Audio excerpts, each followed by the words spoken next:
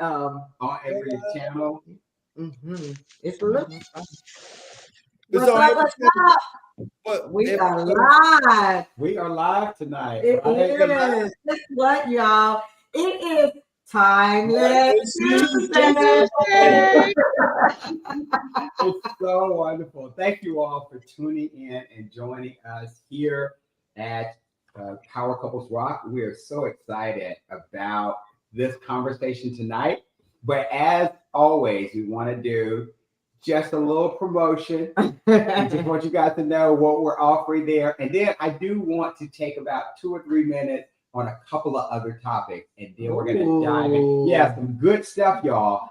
We're going to dive into it and just wanted to say thank you all for joining in tonight. If you're on, just say that you're on or just tell us that you're on so that we know. But I'm going to turn it over to my beautiful wife with the, look at her glasses.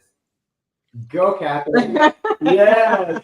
Almost look like Victoria. I'm stepping out a little bit. Just stepping out my comfort zone a little bit. But what do we have to offer? Well, we have to offer to our listeners and to couples who are, whether you're dating, engaged, or married.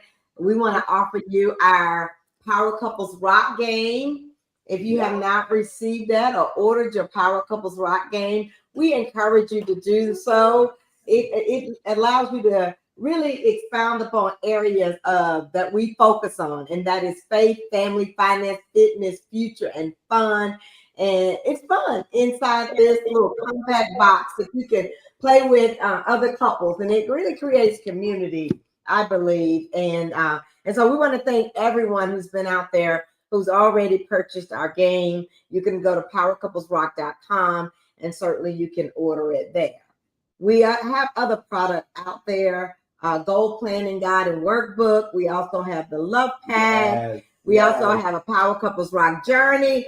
Go out there. We are out here healing and helping relationships. In these streets. In the streets. In these streets. Right. Beyond the walls of the church. That's why we get it in the church so we can go beyond the walls of the church. Absolutely. So thank you so much. Go to powercouplesrock.com and order your materials there. And I do want you guys to know, because it is called Popcorn Conversations, we got popcorn. Yes. You got popcorn. Oh, yeah. Macaroni and cheese, some Cheetos. And popcorn. And popcorn. Popcorn. The kind that don't stick in your teeth, right? Right. We are not. Listen, whatever your treat is, please do it. The reason why we call it Popcorn Conversation is because Carlos and I have had several conversations throughout our years with couples.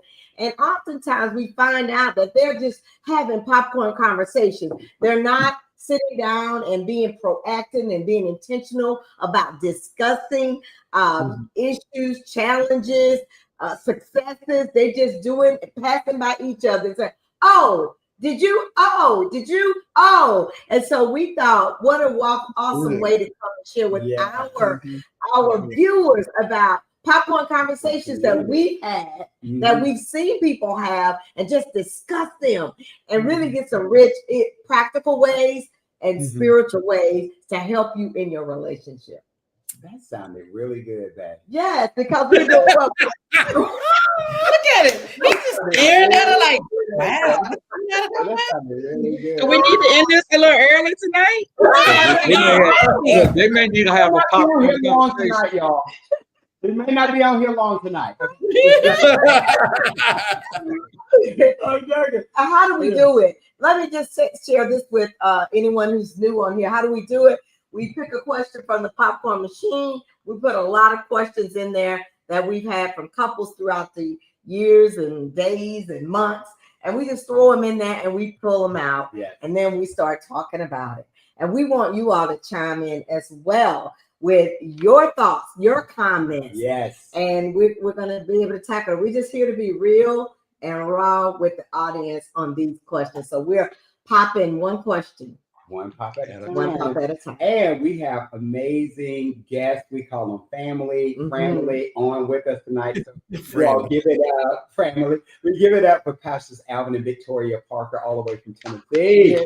What's up, Parkers? Good to have you guys on. Always, you all are such life givers. And then all the way from Virginia, we have family, Calvin and Jocelyn Jones. What's up, people? Oh, looking good. I just want to give since he's introducing, I do want to say Pastors and Alvin and Victoria Parker. They are a True Word Christian church in Tennessee, and I just popped up their logo at this time, so you can take a snapshot of that. Also, then we have Calvin and JJ down at the bottom, and they are Black Diamond Marriages. And so I popped up their logo, take a snapshot of that. And then you guys, so you'll know that we have some heavy hitters on that call. We sure did. So you like that? Okay, so here's what we're going to do. I wanted to just veer off a little bit because Sunday was absolutely the best day in the world, right? It was Resurrection Sunday. Ooh. And it's the reason why we're here. Mm-hmm. We would not be doing what we're doing if he had not gotten up out of that grave. So, y'all, I want to give the star of the show, Jesus Christ, his props. Amen. Hallelujah. Yes. Yes. Such a great time. And I don't take that for granted to know. I had one lady tell me and Catherine, we were sitting in services. And by the way, we were in the Bay Area actually going to service. And one lady in the congregation, she said, you know what? Really, the new year should start on Resurrection Day. Hey. New year, because that's when everything started, right? Right. It shouldn't be January 1st, and we shouldn't be making all these resolutions about what we're going to do in a secular world. But because Jesus rose on that day, that's the day that we've appointed for him to rise. She said that should be our New Year's. I never heard that, and I thought, wow, you were right there. That was so good. That was so good. Yeah. So we want to give it up for Jesus Christ for that. And then the other thing is that we were in the Bay Area this weekend because we were visiting our son, Isaac, who's in the Bay Area. So y'all, my heart was just doing this all weekend long because I was so excited that I got to spend all of that time, that quality time with him, like all the way from like Thursday night to Monday morning. We were engaged in just connection, community with him.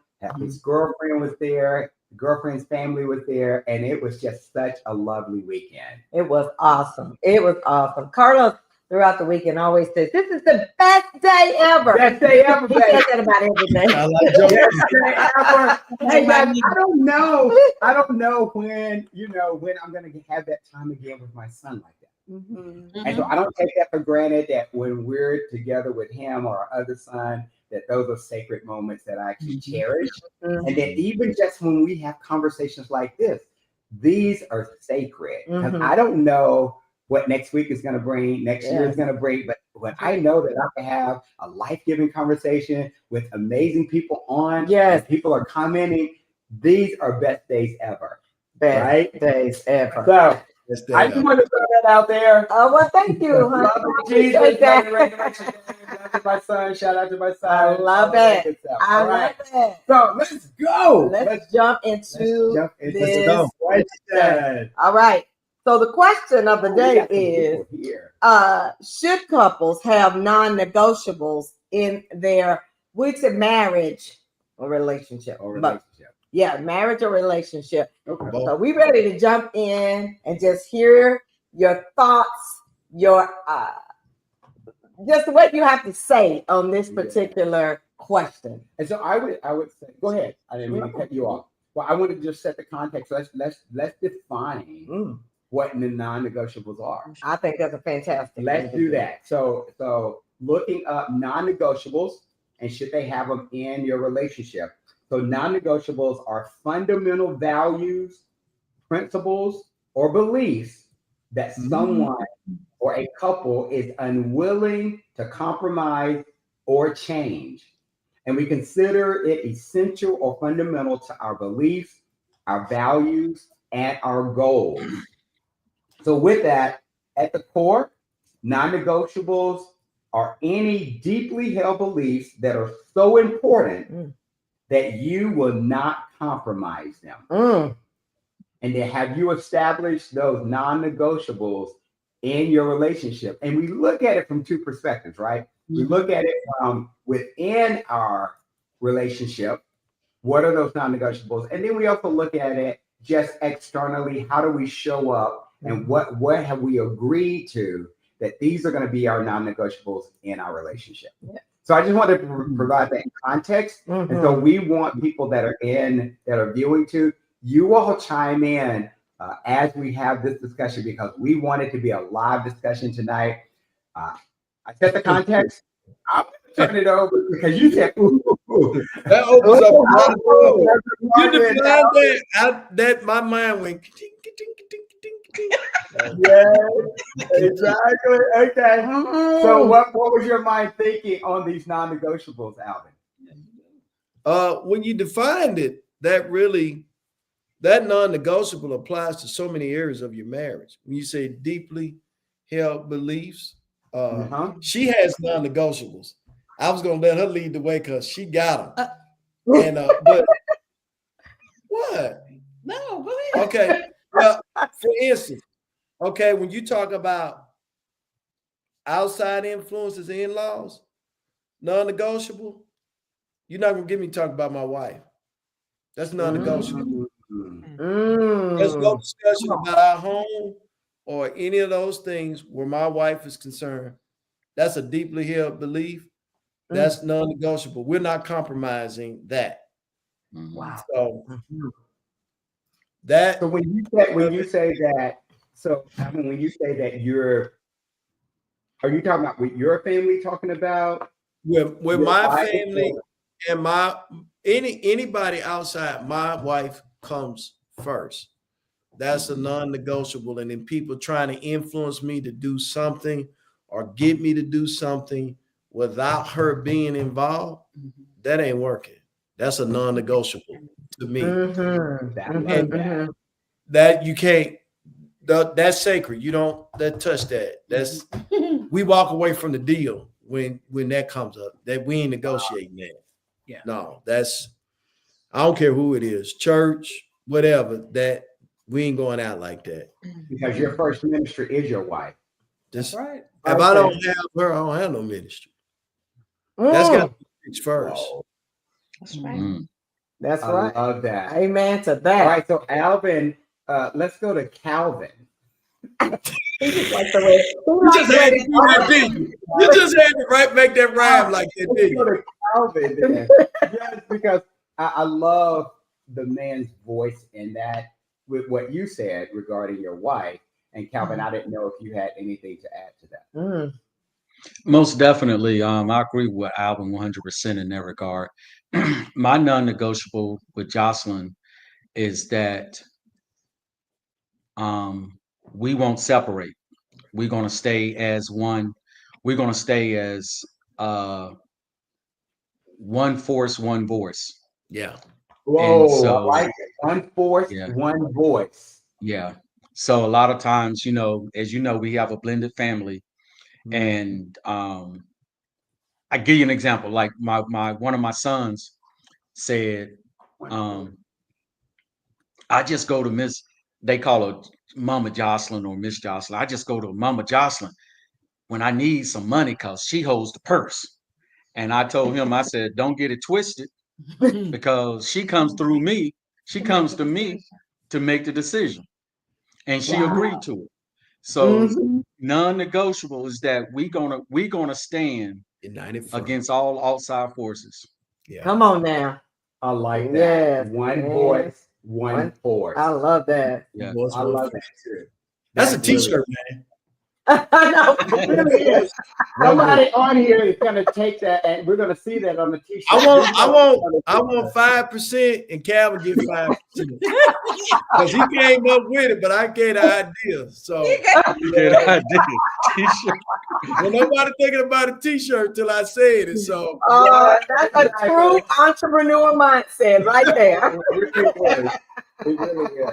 One force, one way. And someone had asked on, are we talking about within our relationship or external influences? But I believe that once you establish your non-negotiables within your marriage, it will impact your external influences because you will come into agreement about what your non-negotiables are in your relationship, and it establishes the boundaries that you will put on your relationship, on your marriage, so that nothing from the outside can influence what you got going on the inside.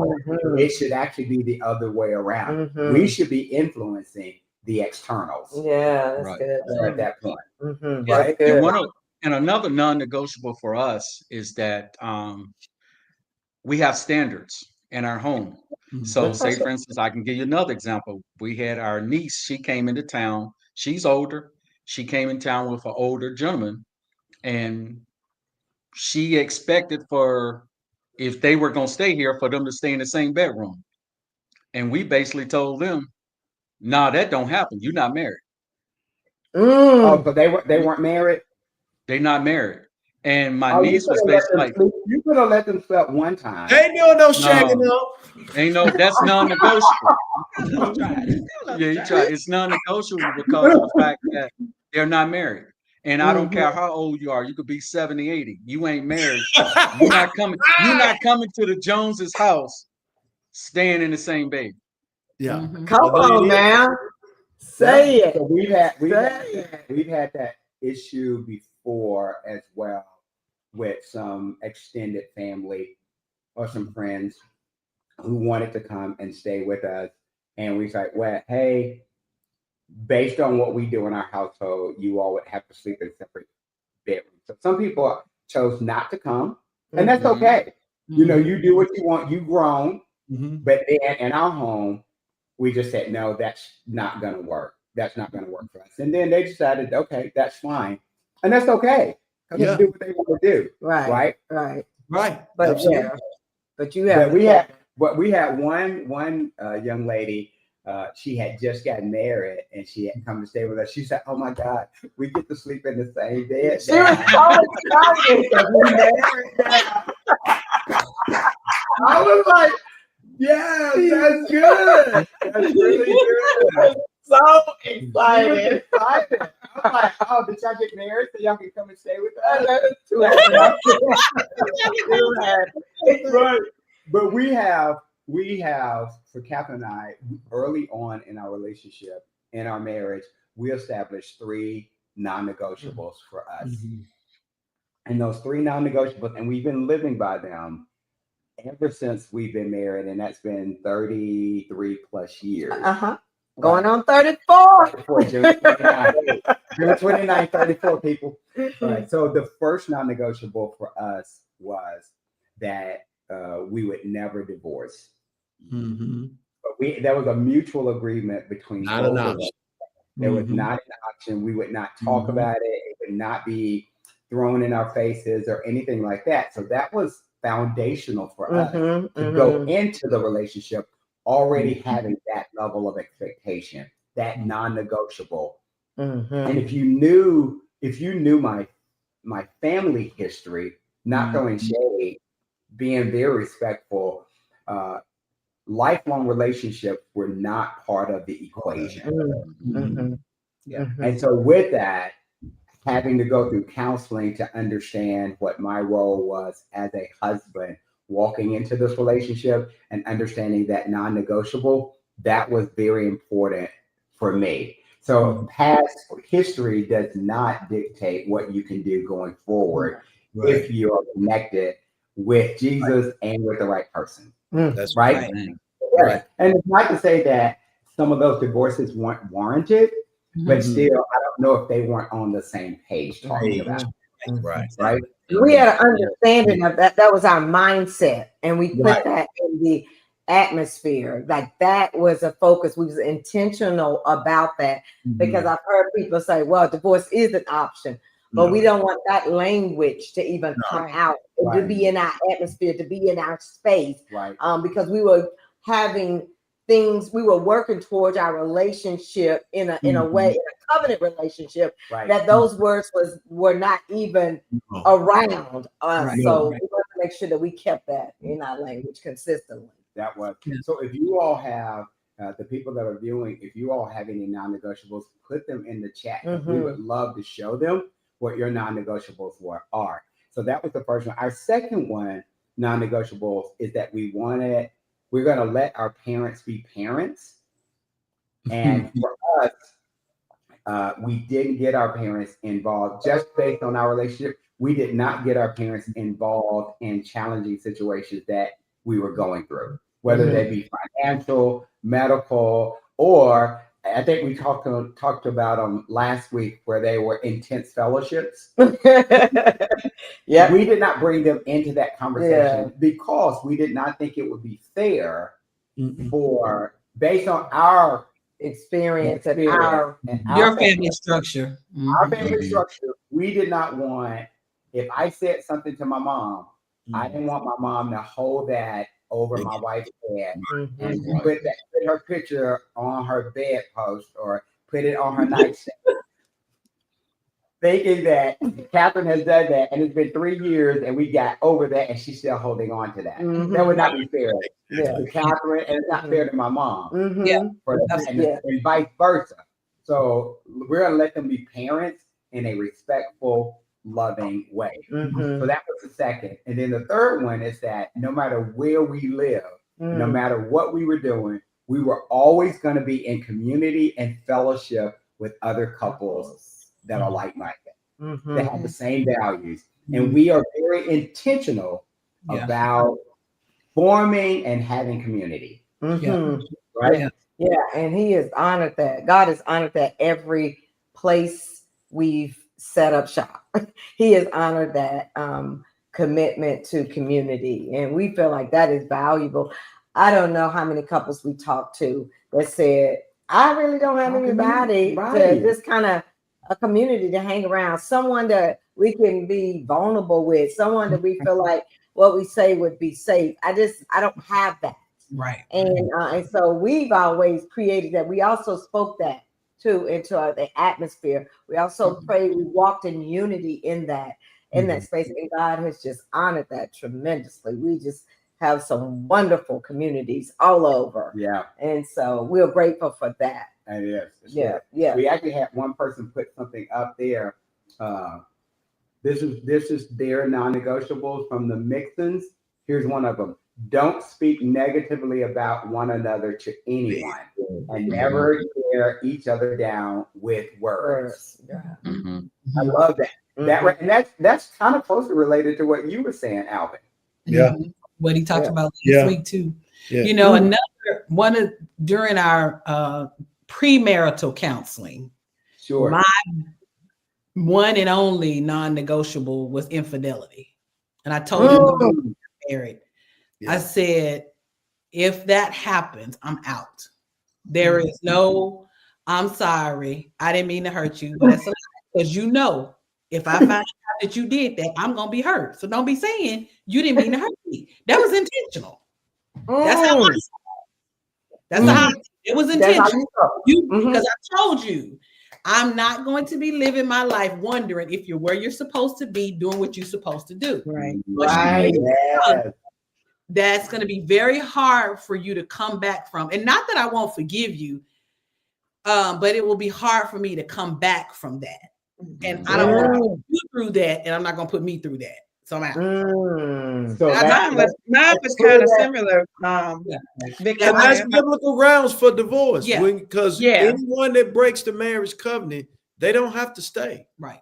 As people confuse forgiveness with trust.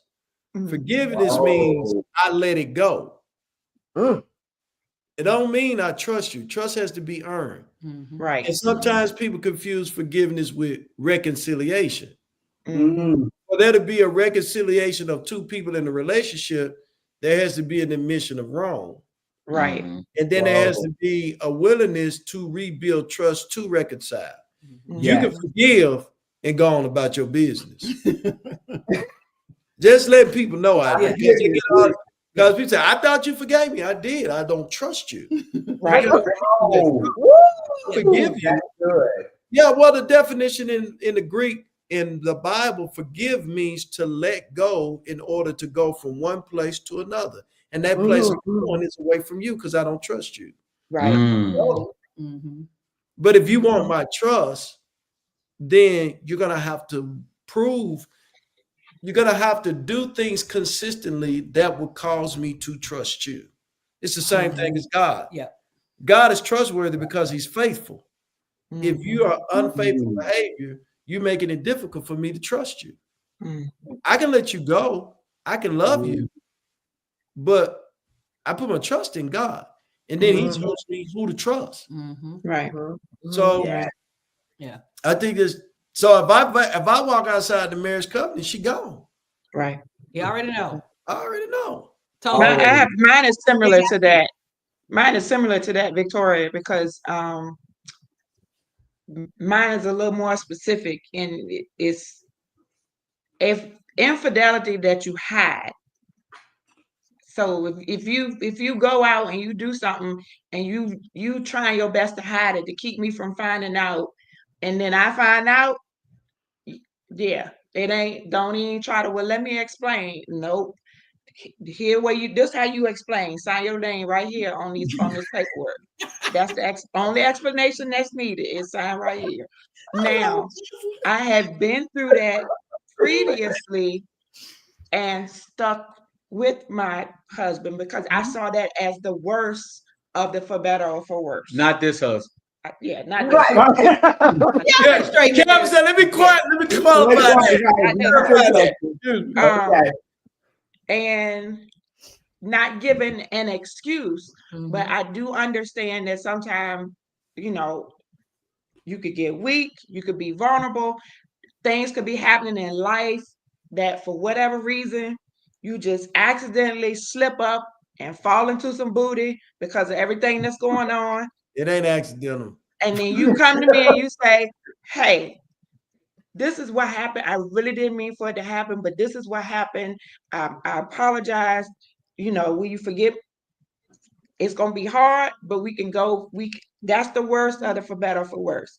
But if you do that and you don't tell me nothing, and you tell her don't say nothing, and you hiding this, and no, because then I can't. Then that means once I find out, my mind is gonna always wonder, what else have you hidden from me? What's other secrets are you hiding? What other stuff have you done outside of that I don't know about? Now, is that a mutual agreement with both of you all, Calvin and Jocelyn, that no infidelity, that would be a non-negotiable for you all? Is that something that you all discussed? Oh, we came into it because it was so much going on. I think it was unspoken. We didn't actually sit down and talk about it. Oh no, I told you when we got married. I forgot. I said not never find out about you being with nobody else and you hiding from me because I'm gonna hurt you first before I leave. Yeah, that's See, I don't remember harm. You may have, right. And we don't support harming. Right. So, we want to make sure that it's a healthy right. relationship. I think that goes. I think it goes back to, like we all said, everybody couples have their own non-negotiables, things that they can deal with and not deal with in a relationship. And so it's so I think back to your point, you should have conversations about what those are. And that's why I say premarital counseling is just huge, because there are things, you're growing up in two different households, you've seen different things. And a lot of times that's where some of those non-negotiable thought processes come from, because you live through it watching other adults do it. And so you make this decision that there's a lot of stuff that you know, and I told him, I said, there's a lot of things I can put up with, but that's not one of them. Yeah. Right. Yeah. I saw what it did to families. I saw what it did for those that tried to stay to make it work when you had one party that wanted to make it work and the other party that didn't want to make it didn't want to make it work. So that didn't work. And then you got children in the house and they're the collateral damage. And you're teaching them that it's okay to treat mama this way or it's okay to treat daddy this way. You know, all of that kind of things. And so I think that's kind of where some of that kind of fed from. Then after the word, and I realized that that is the one non-negotiable that I can get out of and won't be in trouble with God. And it's infidelity. Carlos, I think I got a question. Can I read? I think it's very important to because I want to scripture. Which question? Tanya Smith Moore, 1,000 questions. What is God saying about this decision to leave? Your answer is in Matthew 5:31 and 32. It has been said, whosoever shall put away his wife, let him give her a writing of divorcement. But I say unto you that whosoever shall put away his wife, saving for the cause of fornication. Fornication is any type of sexual relationship outside the marriage covenant between a man and a woman, whether it's heterosexual, homosexual. He says, except for that, he said he causes her to commit adultery. So if you break the marriage covenant through fornication, you don't have to stay. And 1 Corinthians chapter 7 is also if you have an unbelieving spouse and they want to leave, Paul said a brother and sister is not bound in such case. But if they want to stay, so that's an option. Right. So that's what he says about it. So that's the decision then that people are making. That's a decision. They can if they want to. Yeah, people have worked miracles, but here's another thing I would like to say. If you sense that that's what you want to do, you better be filled with the word and the spirit, because there's going to be a tremendous attack on the mind. And if you decide to stay, you cannot punish that person for what they did. Exactly. You're going to have to use your faith on that to walk in forgiveness while they make that transition. Yeah. And it can happen. It's not going to work. Yeah, it absolutely can. It can happen. I've seen it happen as well. I told him, but I know that's not me. That way. I told him I don't use my faith that way. You don't use your faith that way. I don't want to use my faith. That's a faith project. That's a faith project. That's a serious with faith somebody project that has violated your trust. You got So I got to use my faith every single day. I'm already using my faith to stay in a happy, well-balanced marriage and doing the things I need to do. Now you want me to use my faith because you violated it? I got to use my faith on that. Okay, so that violation could actually go beyond just infidelity in the marriage, right? It could go beyond somebody gambling and just drugs, alcohol, that's verbal, physical abuse. All of that. When you make a decision to say, okay, I'm going to stay here, then you do have to exercise your faith to be able to stay in that and not hold the grudge or call that out all the time. Exactly. Yeah. Why do you use their faith all the time to stay married, whether it's nothing going on or not? Yeah. It's a faith wall because you're living with somebody that's not like you. It takes faith to do that. Yes, absolutely. It takes faith. And for us, also, financial non-negotiable for us is that we don't make major purchases like somebody did without consulting. Well, she's great to you, did she? Yeah, because that caused a major rift in our marriage. Oh, yeah. I made a major financial purchase to whereas we weren't financially able to do, and we set a limit, a non-negotiable. If it's over a certain dollar amount, we must have a conversation. You gotta talk to each other. I love that. That's what it's all about. I'm going to read some of these questions on the side or comments that we have. One non-negotiable, because we talk about different ones. Someone said, Cam said, never give the silent treatment. And we've seen that. It's mostly that's torture. Yeah. That's what it is torture when you don't talk. Yeah, because you leave the room for the devil to play with your mind. Ooh. But sometimes it's best to keep your mouth shut if you're gonna say the wrong thing. Shut up. Now remember, Jocelyn, we talked about this last week in the heated fellowship. It's okay. You can keep your mouth shut, but you have to say, hey, we got to table this because I might say something that right. Yeah, you got to at least give me that. So let's back up. Let's back up. I can give you that later because I need to. Yeah, you gonna want me to keep my mouth shut. You gonna beg for the silent treatment. Yeah, we gonna need you to have just a little talk with Jesus before you go into make everything all right. Exactly. Yeah, you gotta give us a precursor, but just being quiet. What's wrong? Yeah. Nothing. Yeah. Nothing. We got nothing. And you know it's something. Yeah. Man. Your whole demeanor and your whole energy knows something is going on. And your attitude louder than the words. It is. And we think that people can read our minds and know what's going on, and that's not the case there. Like we have to communicate with one another because it could be something like that was not even intentional to happen. But then I got attitude about it without even having a conversation with them. Okay. What else did we have? We have some few up here. Adam said lying is the sticking point for him.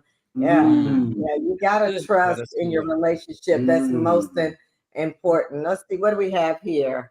Cherie says y'all must know that.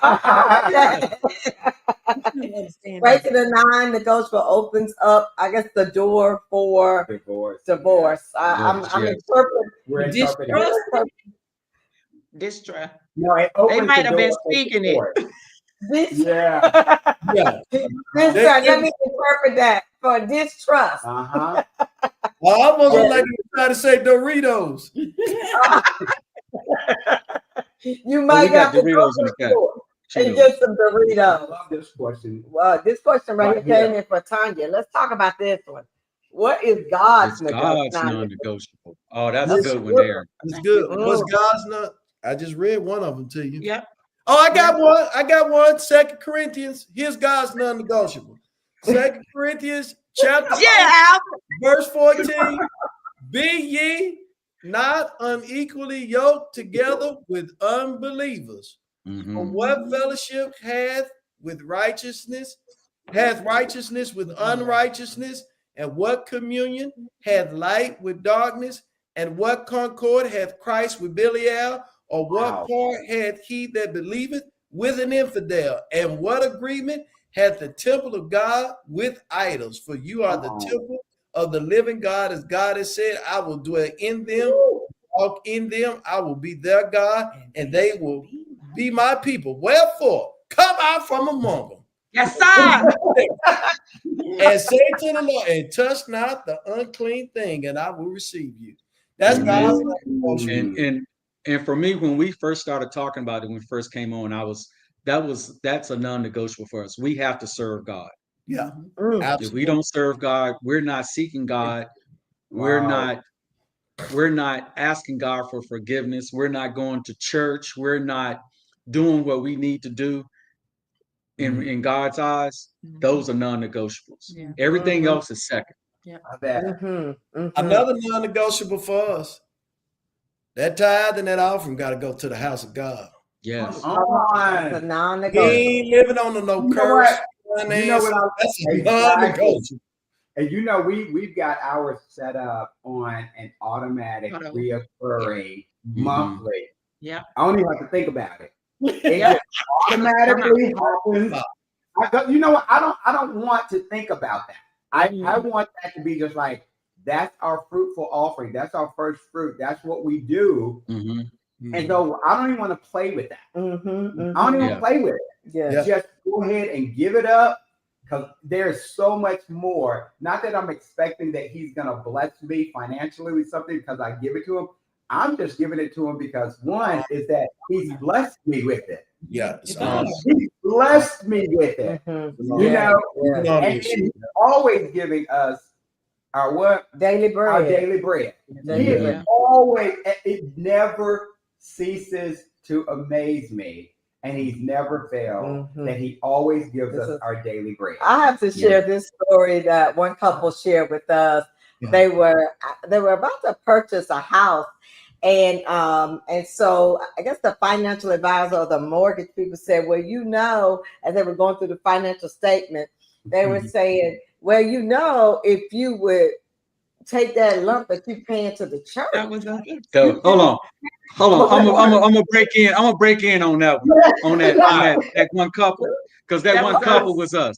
So let me go ahead and tell you. It was another couple too that said that. Obviously, they're going around telling folks this. I love it. Go ahead and tell your story. So very quickly, we actually short sold a house in 2009 that we weren't behind on. So we knew we were, if we would have stayed in this house, the interest rates was on the arm and we would have ended up in trouble. So we were trying to be proactive. Gotcha. So we short sold our house, and so the Lord blessed us, and we had another house built. And so we had lender after lender during 2008, 2009, during the recession. You know, if you remember that time, everything was hard. So we had one lender. We got to the week before we go to settlement. The underwriter said that basically, if y'all wouldn't have been paying all that money to that church, you could have afforded your house.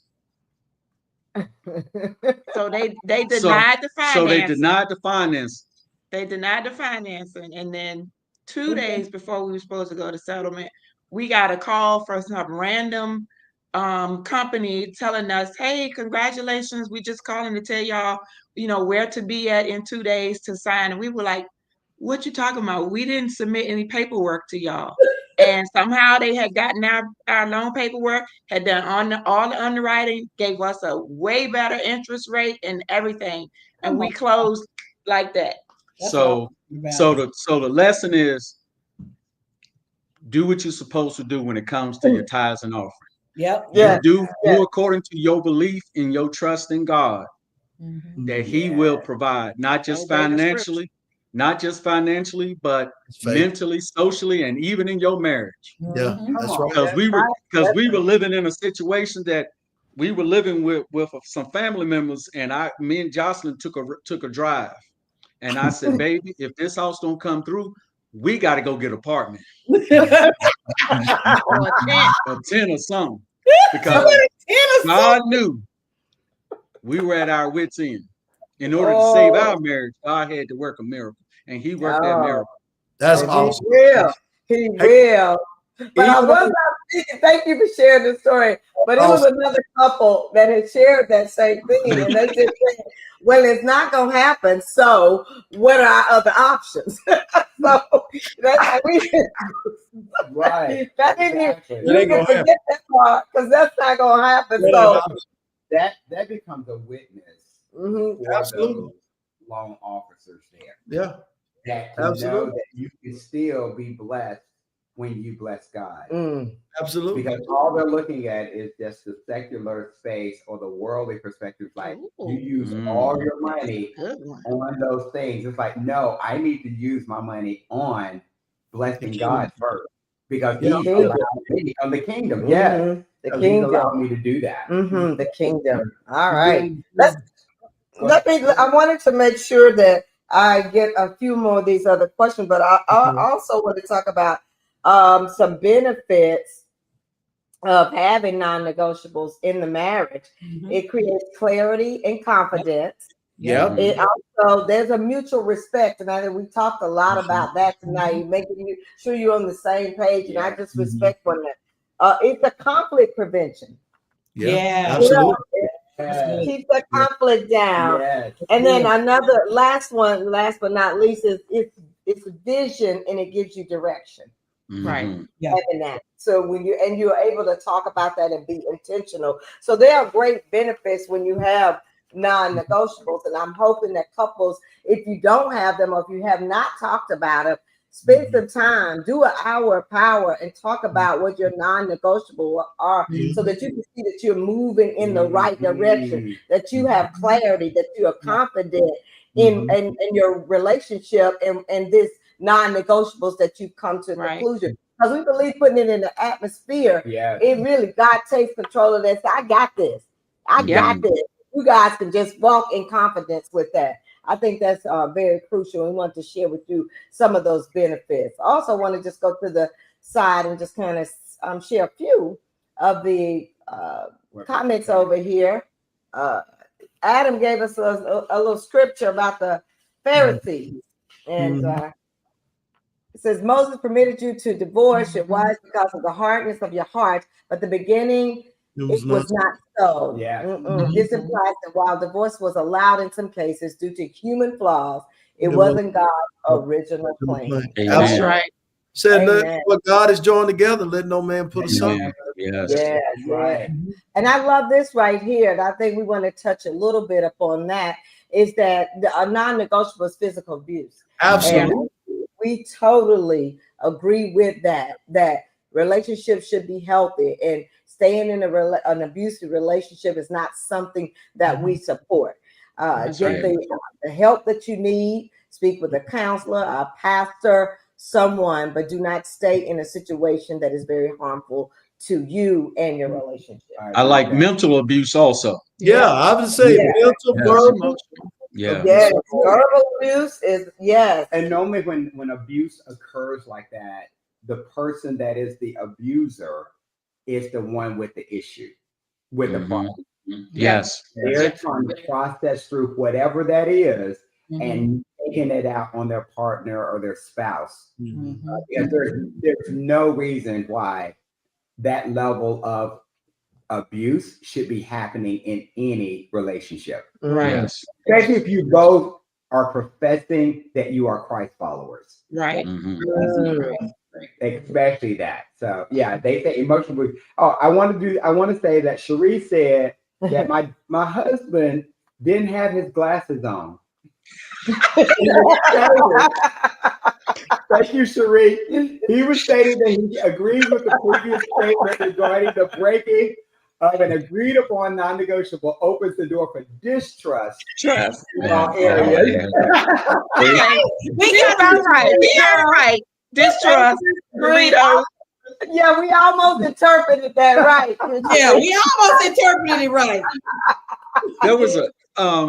There was another one that popped up. I think it was from the Moors. Yeah, Dr. Tanya. We're talking about tithing your marriage. That was deep. Yeah. Let me see where that was. Tithing your marriage. Oh, wow. Well, I have to look it was like non-negotiable is tithing your marriage. Said we should also be tithing. I'd love to hear a little bit more about that. I need a scripture for that. I know. How you put a scripture in there for us? Put us in there. Did you know that you're There also to tithe your marriage? Yeah. Ooh. What does she mean by that? Ooh. My understanding of that is that when we tithe, we give God the first fruits of what we have or whatever. My understanding of that is that we should be giving the first of ourselves to each other. We should be giving the best of ourselves to each other. So yes, Calvin will see me at my worst, but my goal should be, I should be presenting him my best. And that doesn't necessarily mean, I got to be made up and cute and all of this all the time. For some women, it is that. But for me, it is making sure that I am being all I can be as his wife, as his helpmeet, by giving him all of me as who I am as Jocelyn, as his wife. Oh, I've never used that terminology in that way, but it does make. So you're talking about Ephesians 5 then? Ephesians 5:25. Okay, if that's what she means, I'm just saying when we make statements like that, I'm trying to understand the thought process. The biblical. Because the tithe is really about honor. It's an honor thing. And so church and God is the church, and Jesus is the model for marriage. So when you understand that part of it, then it's a given. I love her as Christ loved the church, and he gave himself for her. I won't hurt my own flesh, so I'm not gonna hurt her. I won't cuss myself out, so I'm not gonna cuss. That's right there. Right on. there. There you go, Adam brother. hit it right there. There you go. Right. My wife is That is exactly right. He Yeah. did. That's it. Thank you, brother Mix. I Thank you, sir. Thank you, sir. Yeah. Drop the mic. That was really good. Drop the In mic. that order. Thank you, Drop sir. the mic. So true. Yeah. Yeah. I think, Wow. and Go that's ahead. awesome because it just goes back to what he was saying there about honor. You know, when we honor God, if Christ and the church is the example for the marriage, then we know what we're supposed to be doing. When people say there's no book on marriage, yes, it is. It's the Bible. It's the Bible. People just don't read it. So that's how the marriage is supposed to operate. The way Christ loved the church. What did he do? He gave himself for it. If you're not willing to give yourself for me, then we don't need to get married. Right. I'm not willing to give myself for you. We don't need to get married. Yep. Yeah, that's what the example is. Can I define? And the Lord says that if we love him, we will keep his commandments. That's exactly right. So me honoring and reverencing my husband isn't me just showing him love. It's showing God that I love him. Come on, because I'm obeying what God has told me to do concerning my husband. How much longer we got on this call? And you know what the benefit of that is, Miss Jocelyn? The benefit of that is John 14:21, and the Amplified Bible says when we keep his commandments, God says he makes himself real to us. He manifests himself to us, and he allows himself to be clearly seen by us. You want a manifestation of God in your marriage? Do what the word say. That's right. Well, I'm gonna be spitting them scriptures like watermelon seeds. Like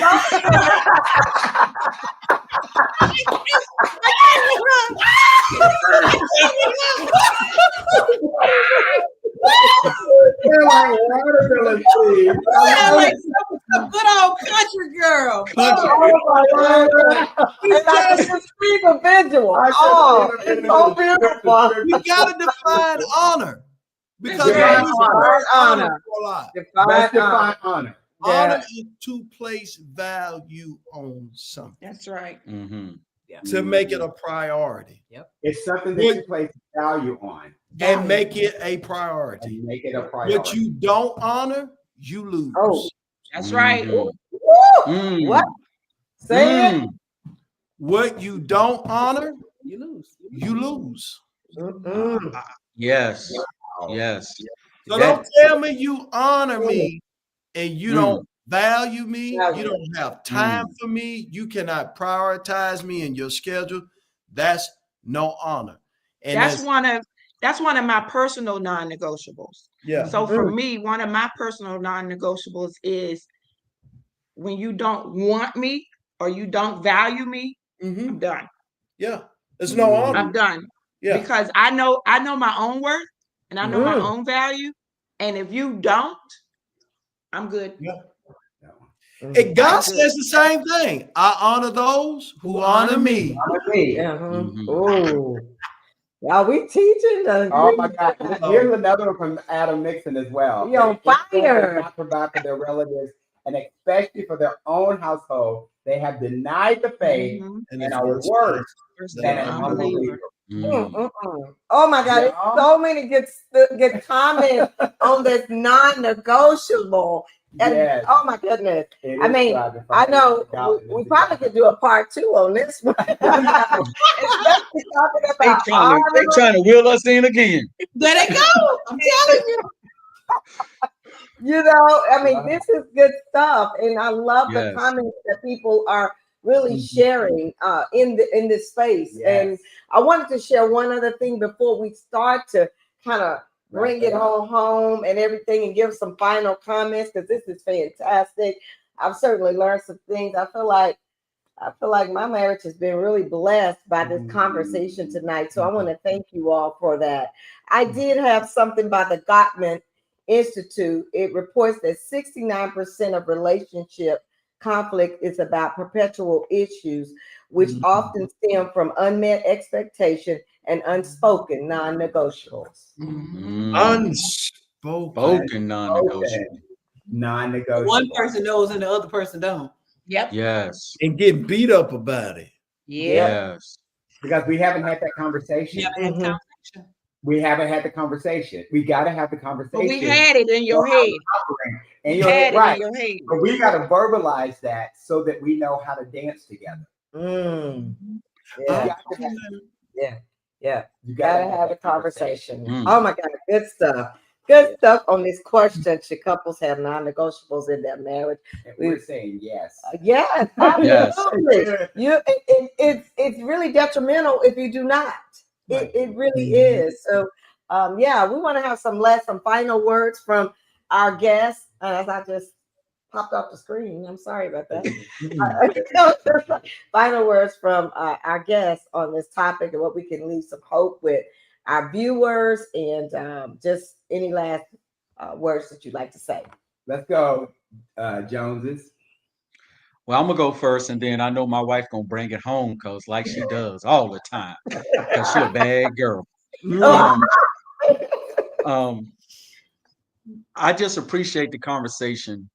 It really, for me, it really reiterates how I need to keep striving and keep doing what God is saying do, and loving my wife the way that God says I'm supposed to love her. So for me, I love the comments. It's a very needed topic. I love the people who chimed in and gave their feedback. It really brought home to me on a lot of things. So I appreciate you all. I appreciate everything that's happened tonight. And thank God for Power Couples Rock with the non-negotiables. Yeah. Yes. Thank you, Calvin. Thank you, Calvin. John? Ditto. Wow. Look, I ain't gotta say nothing because I'm about to come with some more watermelon seeds. So you wait. Get him out. Hold on. We better let his wife go first because he gonna bring it home. Right, exactly. Let's go, Victoria. You know, the one thing that I would just like to encourage the viewing audience with is just make sure you communicate. Communication is key to a successful marriage. And so whether it's your heated fellowships, whether it's discussing the non-negotiables, whatever that is, that those things will never come out if you don't have the conversation and talk. And so if you're not talking to your spouse now, make it a priority. Set an appointment with each other. Sit down and go back and look at some of these other videos and look at what the questions are and use that as maybe a dialogue. So you guys start having conversations, because that's what you got to do in order to have a successful marriage. You got to communicate. Use your faith on this side to do the communication piece so that it can be successful instead of having to use your faith on something detrimental. Yeah. Wow. Yeah. That's good. Yeah. Good I'm gonna stuff. leave you with this. She said it. You absolutely can do this. If it's anything I want to encourage you with, is this. As a believer, you have everything it takes to put it over.